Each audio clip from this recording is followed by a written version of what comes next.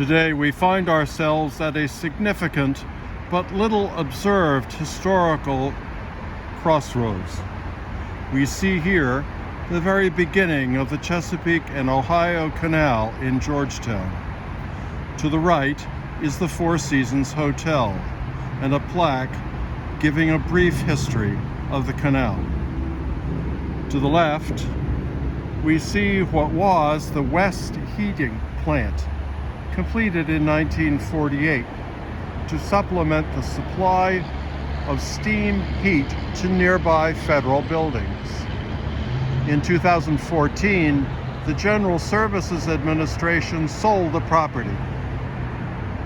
The internet reports that work has started to create a 70-unit luxury condominium complex complete with a 1-acre park. Further to the left, under the bridge, we see the confluence of Rock Creek and the canal. Having converged, the stream runs another quarter mile to empty into the Potomac at Thompson Boathouse. The roadway we see is Rock Creek Parkway.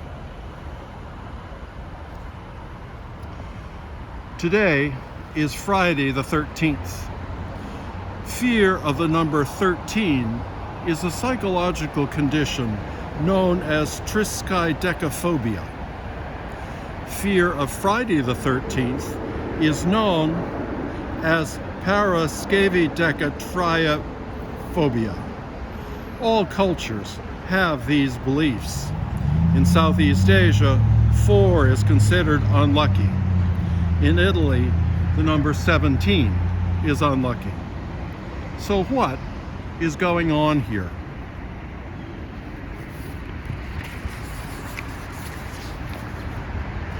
When I was studying theology at the now closed Heathrop College in London, I lived in a Jesuit community in which all the Jesuit priests taught theology or philosophy at Heathrop. On the microwave in the kitchen stood a small statue of the infant Jesus of Prague. This devotional statue presents the standing infant Jesus dressed in royal robes that fall to his feet. He wears a crown and holds an orb in one hand. The other hand is raised in benediction. Since such traditional devotions are not usually found in Jesuit residences, I asked the superior where this statue came from. He said that he had put it there to remind all the Heathrop professors living in that community that they had to continue to teach out of that right balance between dry, lifeless academic theology on the one hand and fear-driven superstition on the other. In other words, he was saying, our Catholic faith must remain intelligent and reflective without falling into unmoored academic speculation for its own sake, on the one hand, and the mystical without falling into superstition, on the other hand. So you and I, as thoughtful Catholics, must decide what to make of this Friday the 13th. Fear, along with shame, is the great killer of human joy. Jesus and the angels throughout Scripture often say when they appear, "Do not be afraid," precisely because fear is so natural and so destructive a human reaction.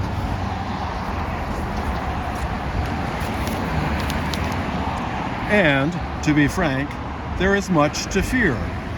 Flooding in Southern California, wildfires in the north, drought in the Midwest, and January 6th and the new House of Representatives in the east. Yet Jesus and the angels keep saying, "Do not be afraid." But why not be afraid? Well, because Jesus invites us to find and to live by that point of balance between rationality and superstition. Rationality helps us acknowledge what offers us peace, to evaluate risks, and to find ways to cope with risk.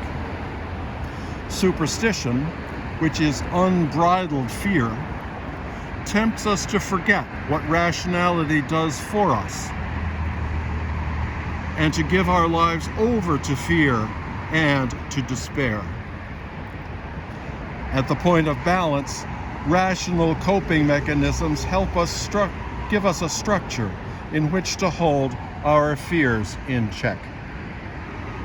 All this said, the ultimate faith claim is that Jesus has our lives in his hands. Remember the spiritual, he's got the whole world in his hands? That is the right idea. This does not mean that we are protected from all evil at all times.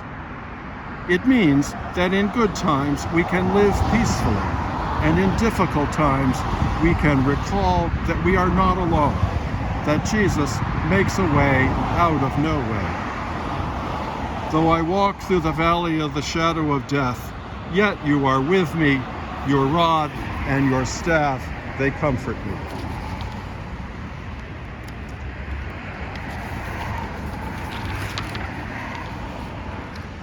We can discover that these faith claims are true as we challenge ourselves to live in faith.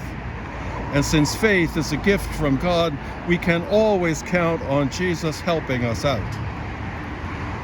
This is more difficult to live than to explain, but we can learn to live it by desiring to live and then living it with Jesus as our companion.